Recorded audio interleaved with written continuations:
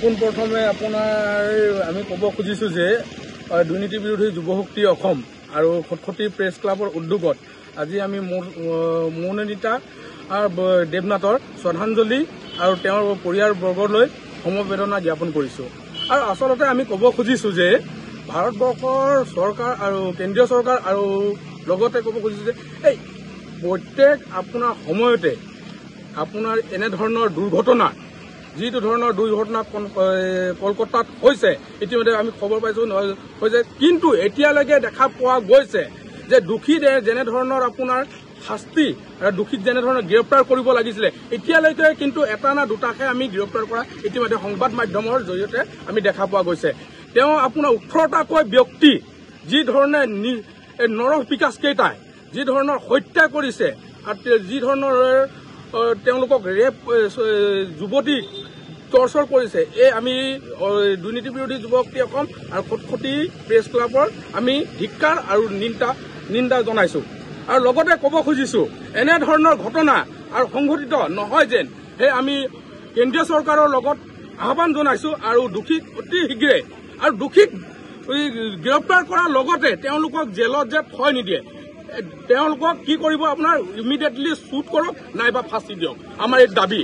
আৰু পুনৰ এই ঘটনা নঘটে আমি চৰকাৰক আৰু আমি কেন্দ্ৰীয় চৰকাৰৰ লগতে আমি এই বিষয় বিভাগসকলক অনুৰোধ জনাইছোঁ আৰু পুলিচ প্ৰশাসনকো অনুৰোধ জনাইছোঁ যে এনেধৰণৰ ঘটনা নঘটক আৰু যি ধৰণৰ ঘটনা ঘটিছে এই ধৰণৰ ঘটনা আৰু হ'ব নালাগে। কেলেকি আমাৰো বাই ভনী ইত্যাদি আমাৰো বাই ভনী আছে এনেধৰণৰ ঘটনাত আৰু মহিলাসকলে সুৰক্ষিত নাই বুলি আমি ভাবি লৈছোঁ। আৰু মহিলাসকলক আমি যেনেধৰণৰ লৈ যায় বজাৰত বা অন্যান্য পঢ়াৰ বিষয় লৈ বাহিৰত পঠাবলগীয়া হয়, আমাৰ ভয় সোমাইছে। এতিয়া আমি ভয় পঠাব নোৱাৰা হৈছোঁ। কিয়নো পঠাব নোৱাৰা হৈছোঁ? এতিয়া আপোনাৰ চাব গৈছোঁ এটা আপোনাৰ মনোস্মিতা দেৱনাথক যেনেধৰণে নৃশংসভাৱে হত্যা কৰিছে, হত্যা কৰি আপোনাৰ 18টাকৈ যি ধৰণৰ কামুৰিছে এইটো এটা পিশাচে কামোৰে। এনেধৰণৰ পিশাচক আমি দুৰ্নীতি বিৰোধী যুৱশক্তি অসমে অতি শীঘ্ৰে তেওঁলোকক শ্বুট কৰিব লাগে নাইবা তেওঁলোকক আদালতত নি তেওঁলোকক ফাঁচি দিব লাগে, কিন্তু জেলত তেওঁলোকক থৈ ভাত ঘোষ খুৱাই থব নালাগে। এইসকলক আকৌ ইমিডিয়েটলি এনেকুৱা এটা আইন গৃহীত কৰিব লাগে যিটো আইনত তেওঁলোকৰ ইমিডিয়েটলি আপোনাৰ মানে কি কৰে তেওঁলোকৰ গৃহীত ব্যৱস্থা হ'ব পাৰে আৰু ফাঁচি দিব লাগে আমাৰ দাবী।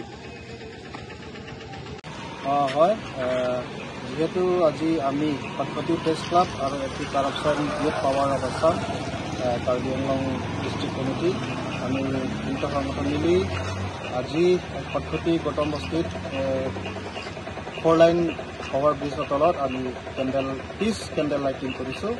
কিয়নো যোৱা 9 আগষ্টত যিটো কলকাতা RG কৰ যিটো মেডিকেল কলেজত এজনী ডক্টৰ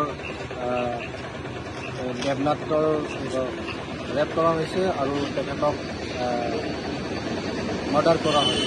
গতিকে আমি দুখ প্ৰকাশ কৰিছোঁ যাতে অহা দিনত তেনেকুৱা আৰু হ'ব নালাগে।